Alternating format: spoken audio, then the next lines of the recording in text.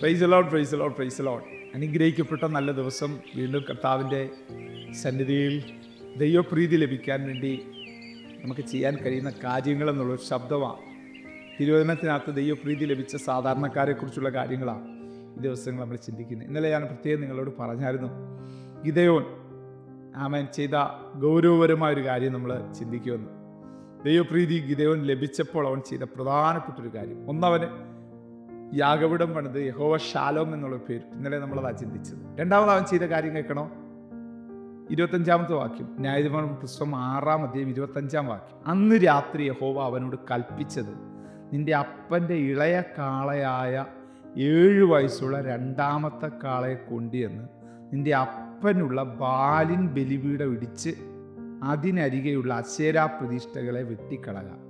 ഈ ദുർഗത്തിൻ്റെ മുകളിൽ നിന്റെ ദൈവമായ യഹോവയ്ക്ക് നിയമപ്രകാരം ഒരു യാഗപീഠം പണിത് ആ രണ്ടാമത്തെ കാളയെടുത്ത് നീ വെട്ടിക്കളയുന്ന അശേരാ പ്രതിഷ്ഠയുടെ വിറകുകൊണ്ട് ഹോമയാഗം കഴിക്കാം.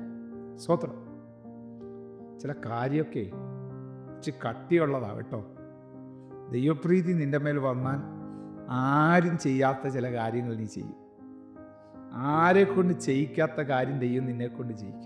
പക്ഷെ പേടിക്കരുത്, ദൈവം നിന്റെ കൂടെ ഉണ്ട്. അതാദ്യമേ ഗിദെയോന് മനസ്സിലായി. യഥാർത്ഥത്തിൽ അവൻ ഏത് കുടുംബത്തിൽപ്പെട്ടവനാ? മനശ്ശെ എന്ന് പറയുന്ന കുടുംബത്തിൽപ്പെട്ടവനാ. മനശ്ശെ ആരാ? യോസഫിൻ്റെ മൂത്ത മകനാ. കണ്ണു കാണാത്ത യാക്കോബിൻ്റെ വലങ്കരത്തിൻ്റെ മുമ്പിൽ കൊണ്ട് നിർത്തി വലത്തെ കൈയുടെ അനുഗ്രഹം മേടിക്കാൻ. എഫ്രൈമിനെ ഇടത്തെ കൈയുടെ അടുത്ത് നിർത്തി. പക്ഷെ യാക്കോബ് അങ്ങോട്ട് കൈ പിണച്ച് വെച്ച് അങ്ങ് അനുഗ്രഹിച്ച്. വലത്തെ കൈയുടെ അനുഗ്രഹം എഫ്രൈമിൻ്റെ മേൽ പോയി, ഇടത്തെ കൈയുടെ അനുഗ്രഹം മനശ്ശെയുടെ മേൽ വന്നു. നിങ്ങൾ വംശാവലി രേഖകളൊക്കെ നോക്കിയേ, എഫ്രൈം എപ്പോഴും ഒരുപടി മുന്നിലാണ്, മനശ്ശെ താഴെ. യഥാർത്ഥത്തിൽ മനശ്ശെയാണ് വരേണ്ടത്. ആമേൻ. ഗിദെയോൻ പറയും, ഞാൻ നിന്നോട് കൂടെ ഉണ്ടടാ മോനെ ഗിദെയോൻ എന്ന് പറയുമ്പോൾ ഗിദെയോൻ പറയും, കർത്താവേ, ആമേൻ, ന്യായമായിട്ടും അനുഗ്രഹം പ്രാപിക്കേണ്ട കുടുംബത്തിൽപ്പെട്ടവൻ ആമേൻ ഒരു പടി പുറകോട്ട് പോയത് ആമേൻ ഞങ്ങളുടെ കുടുംബ പശ്ചാത്തലമാണ്. അതിൻ്റെ നടുവിലാണോ നീ എന്നെ തിരഞ്ഞെടുക്കുന്നത്? യെസ്. അവിടെയും ദൈവം പറയാ, ഞാൻ നിൻ്റെ കൂടെ ഇരിക്കും. ന്യായമായിട്ട് ലഭിക്കേണ്ട അനുഗ്രഹം, ന്യായമായിട്ട് ഭാഷ അതെനിക്ക് കിട്ടേണ്ടതായിരുന്നു, പക്ഷെ അത് തട്ടിത്തെറിപ്പിക്കപ്പെട്ടു പോയി. പറയുന്നവരുണ്ടല്ലോ, ഞാൻ നിന്നോടുകൂടെ ഇരിക്കും. ഷാലോ അടുത്ത പറയുക, നന്മ തിരിഞ്ഞു വരാനുള്ള കാര്യം പറയുക. എൻ്റെ അപ്പനുണ്ടല്ലോ, അപ്പൻ യോവാശുണ്ടല്ലോ, അവനിപ്പം യാഗം കഴിക്കുന്ന എനിക്കല്ല, ഒരു കാളയെ നേർച്ച പറഞ്ഞ് നിർത്തിയേക്കുവോ, ബാലിന് ബലിപീഠം ഉണ്ടാക്കി അതിനകത്ത് യാഗം കഴിക്കാൻ. ഇന്ന് രാത്രി ഹല്ലേലൂയ, നീ ഒരു കാര്യം ചെയ്യണം കേട്ടോ, അതിനങ്ങ് ഇടിച്ചു കളയണം. എന്നിട്ട് യഹോവ ഷാലോം നീ പേരിട്ടില്ലയോ, ആ യാഗപീഠത്തിലോട്ട് അങ്ങോട്ട് കിടത്തണം. എന്നിട്ട് എന്ത് ചെയ്യണം? യഹോവയ്ക്ക് അങ്ങോട്ട് യാഗം കഴിക്കണം. യാഗം കഴിച്ചാൽ സാന്നിധ്യം മടങ്ങി വരും. യാഗം കഴിച്ചാൽ ദൈവമാസം മടങ്ങി വരും. യെസ്. ബാല ഇപ്പോൾ ദേശത്തെ ഭരിച്ചുകൊണ്ടിരിക്കുന്നത്. ആ ബാലിൻ്റെ ബലിപീഠത്തെ നീ അങ്ങ് ഇടിച്ചു കളയണം. ആരാധന പുനഃസ്ഥാപിക്കാൻ നീ റെഡിയാണെങ്കിൽ നിന്നോടുകൂടെ ഇരിക്കാമെന്ന് പറഞ്ഞ ദൈവം ഇനി പറയും, നിങ്ങളോടുകൂടെ ഇരിക്കാം, ഞാൻ നിങ്ങളുടെ കൂടെ ഉണ്ടെന്ന് ദൈവം പറയും. യെസ്. നോക്കിയേ, അവനത് ചെയ്തു കേട്ടോ.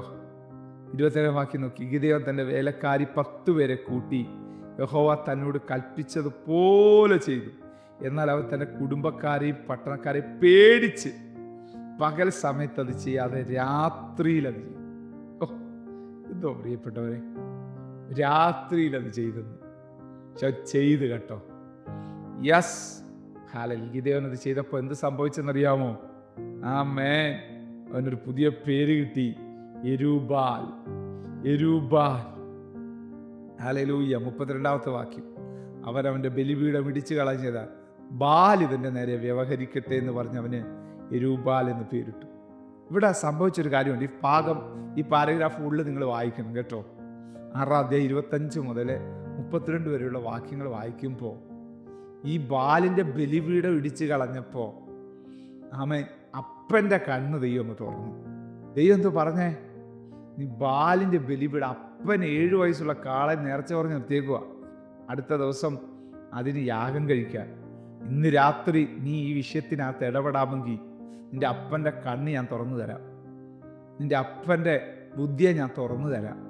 നോക്കിയേ, ഇതവനതാ രാത്രിയിൽ അനുസരിച്ച് കഴിഞ്ഞ് രാവിലെ എല്ലാവരും വന്ന് നോക്കുമ്പോൾ ബാലിന് വെച്ചേക്കുന്ന കാളയും കാണാനില്ല, ബാലിൻ്റെ ബലിപീഠം കാണാനില്ല.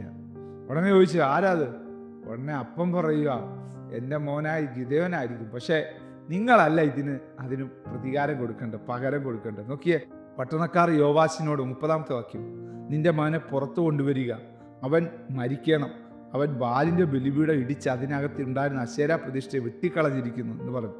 യോവാശ് തൻ്റെ ചുറ്റും നിൽക്കുന്ന എല്ലാവരോടും പറഞ്ഞു, ബാലിനു വേണ്ടി നിങ്ങളോ വ്യവഹരിക്കുന്നത്, നിങ്ങളോ അവനെ രക്ഷിക്കുന്നത്?